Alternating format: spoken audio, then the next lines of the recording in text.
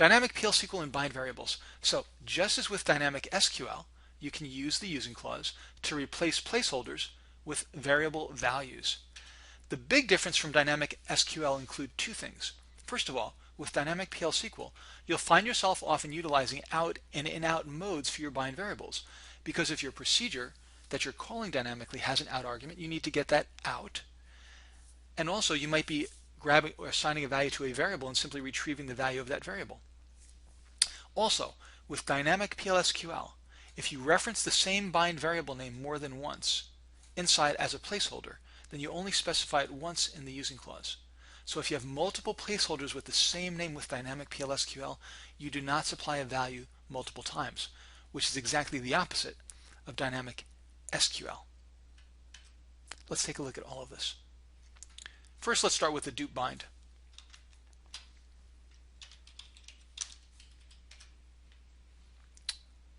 Now, with dynamic SQL, for example, method 2 doing a dynamic update, or even method 3, for every placeholder that I have in my list, I have to have a value.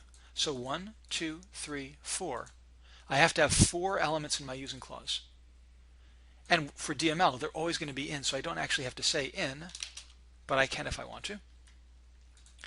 So let's try this out. I'm going to compile this program and run it.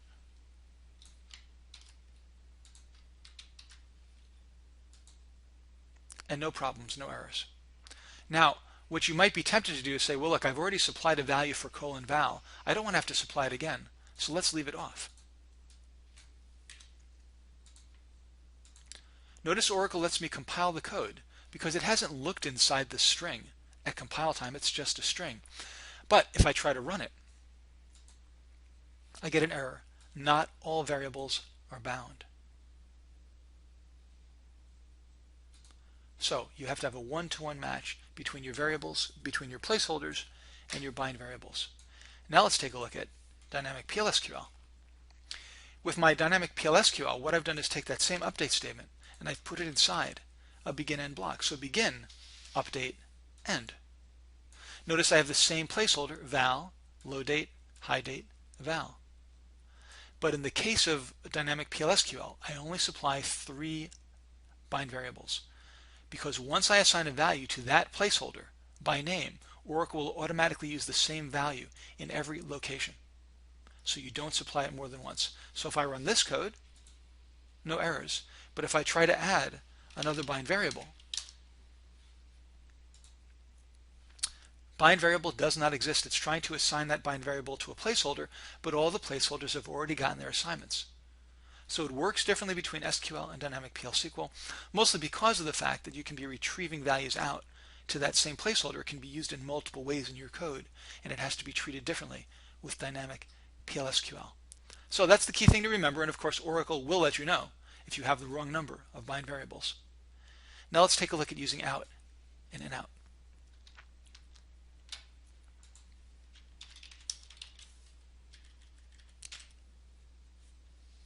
So here's a program called dyn_binds. I pass in the name of the column, I pass in the value that I want to set that column to, and I retrieve the total.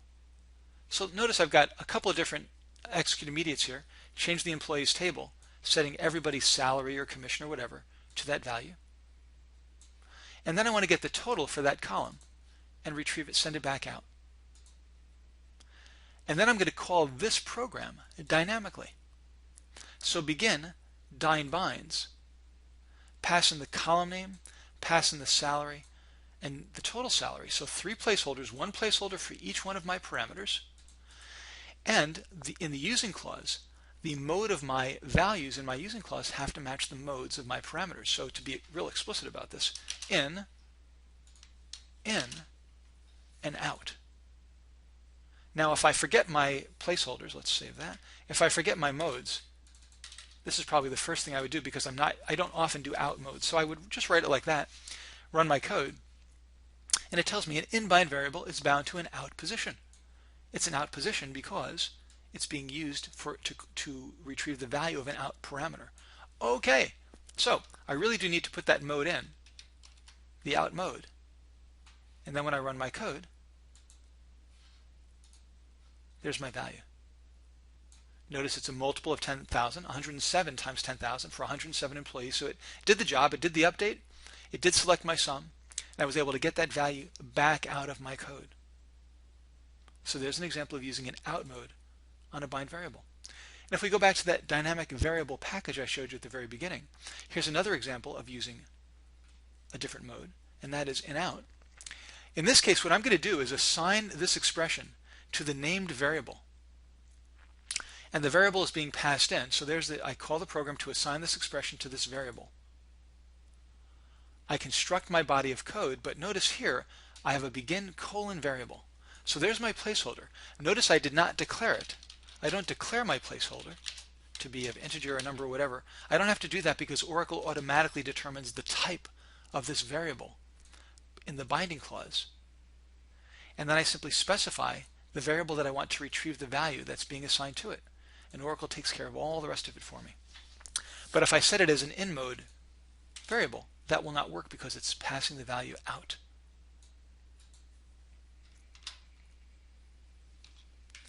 Okay, let's finish up the section on dynamic PL/SQL by talking about how to go about building dynamic PL/SQL code.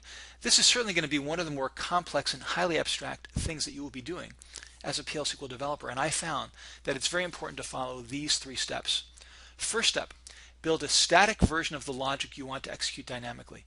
Test it thoroughly. What I'm saying here is that when you're executing dynamic PL/SQL, you've got a lot of different variables in play. You need to make sure that the code that you're executing dynamically is correct. You need to make sure that it's constructed as a dynamic string with concatenations and whatever else you're going to do correctly. You need to make sure that you're binding everything correctly. There are a lot of different aspects. And what you want to do is tackle one issue or one level of complexity at a time.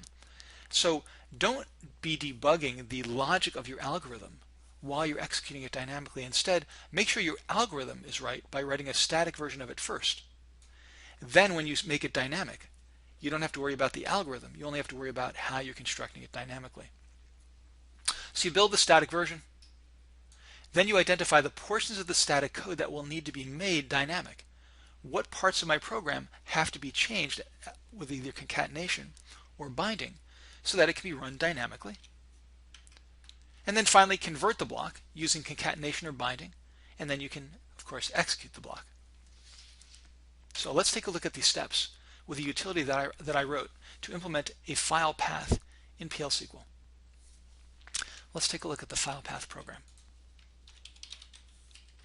So Oracle offers the util package to read and write files. So for example, there's a program called fopen that will open a file. Well, one thing that Oracle doesn't support, has not yet implemented, is the support for a concept of a path. In other words, look in this directory, and if it's not there, look in this directory, then the other directory, and so on, a sequence of paths. So I decided that I would implement that for you. That's what the file path package does, or actually it's called file.io in the file path file. And essentially what you do is call the setPath program, pass in your delimited string and specify the delimiter. And I'll use all those different locations in that delimited list to open a file. And the basic idea is that I parse your string. I parse your delimited string, which is what all this code is doing. And I put all the different directories that you specified into my list of directories. And then when you ask to open a file, I basically try to open the file in a loop. While I still have a directory, try to open the file. If something goes wrong, go to the next directory and try again. If it succeeded, exit. So it's a very simple algorithm. And it seems to work pretty well. But here's my problem. I found myself writing yet again another string parsing algorithm. Turns out that there's no built-in program in the PL/SQL language that will parse a delimited string for you, any kind of delimited string. So I have to write it myself, and I've in fact written it multiple times. And after I wrote it this time, I thought to myself, I don't want to write this anymore. I want to write a single generic parsing algorithm. Now, you don't really need dynamic Plsql to write a parsing algorithm. In fact, you might want to check out the parse package, parse.pkg. If you ever need to do any kind of generalized delimited string parsing, this package should do it for you. So you pass in different kinds of string lists. We even support multiple levels of nesting of elements for parsing. Anyway, take a look. I think it'll handle pretty much anything you need to do. But one of the problems about writing a generic program like this, my generic parse package, without using dynamic Plsql, is that you have to use my collections to return the values. Well, what if you have your own collection and you want to use that collection? So what I decided to do with the file path package was implement a version of the generic string parsing that would be so generic that you could even tell me the type and the name of the collection that should be retrieved, that should be populated with the list of elements, and I would populate your collection. And because I'm populating your collection of your own type, it has to be dynamic Plsql. Otherwise, I'd have to hard code the collection type. So that's what I decided to do. Take this, turn it into a very dynamic and generic implementation of string parsing. And the first step was to construct the algorithm to do the parsing. It's not necessarily all that complicated, but you sure don't want to have to deal with all this kind of stuff. Get the next string, am I at the end of the string, and so on, while you're figuring out how to execute it dynamically. So I wrote my static program in the file path package right here. I made sure that it worked. I tested out my utility. And then I went back to this code and I asked myself, well, now I want to make it really generalized and really dynamic. What do I have to change to do that? And I looked for the parts of the code that have to be dynamic and the variables that I would have to bind in.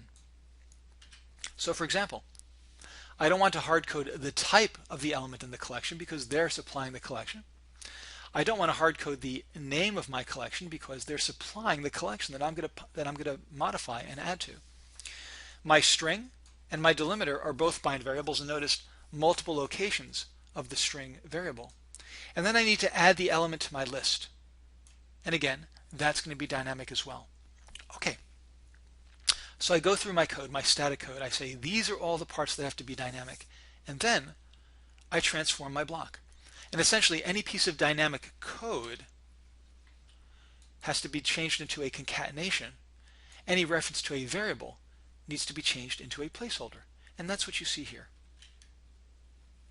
So I'm concatenating in my data type, the name of my column, the way I extend or add elements to my list, and all of my variables are placeholders. And again, repetitions of the placeholder. Let's take a look at the string to list package in which I do this implementation.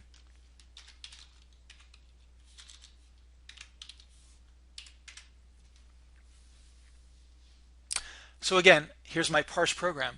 You pass in the string and the delimiter and the name of the package and the name of the collection that owns the package. So this is only going to be useful for package level collection variables. And there are a number of different overloadings. I've got two different versions of parse that support different kinds of interfaces. We're definitely not going to get into all the details. You feel free to try this out on your own time and go exploring. But let's take a look at the basics.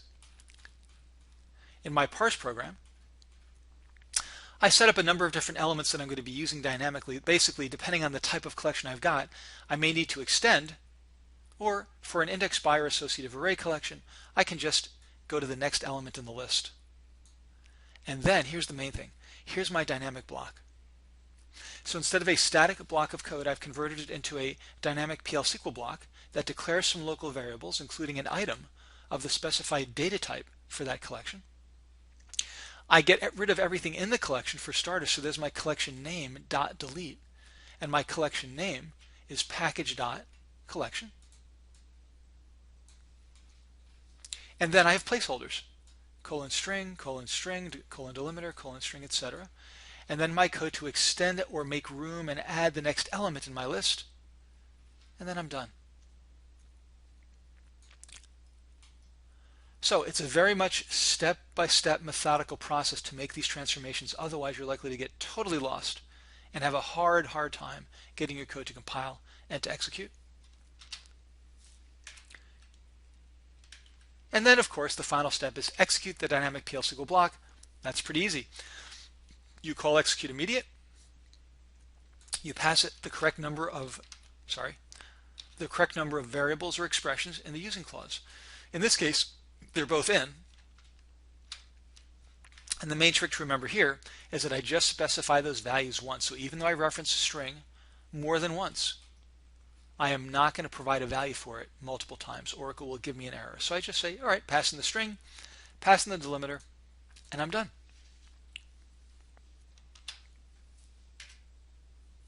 And remember, the effect of executing this block is the same as if it were static. So, for example, it doesn't perform a commit unless you tell it to, or it's performed implicitly. For example, if you execute a dynamic Plsql block that in turn executes a dynamic DDL statement, that will perform a commit. But otherwise, it's pretty much doing exactly what it would do if it was running statically. It raises the same exceptions that you would have if it was static. But what you might have is exceptions that occur at runtime instead of compile time. Since you're compiling the code on the fly, of course, Oracle can't verify the validity of your structure of your code.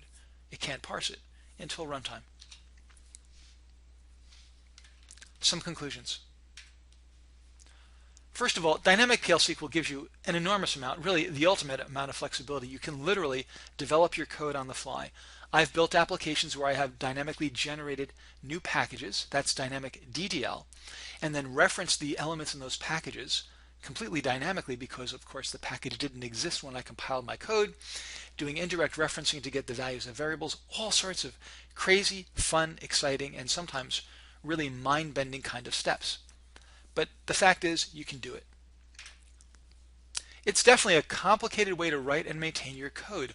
Only use this technique if it's needed. And it's going to be a relatively rare requirement. Most developers do not need dynamic Plsql. Dynamic SQL handles almost all the requirements. But if you ever find yourself writing the same code over and over again, look for a way to abstract out and generalize those repetitions, and dynamic Plsql can be a great solution for you.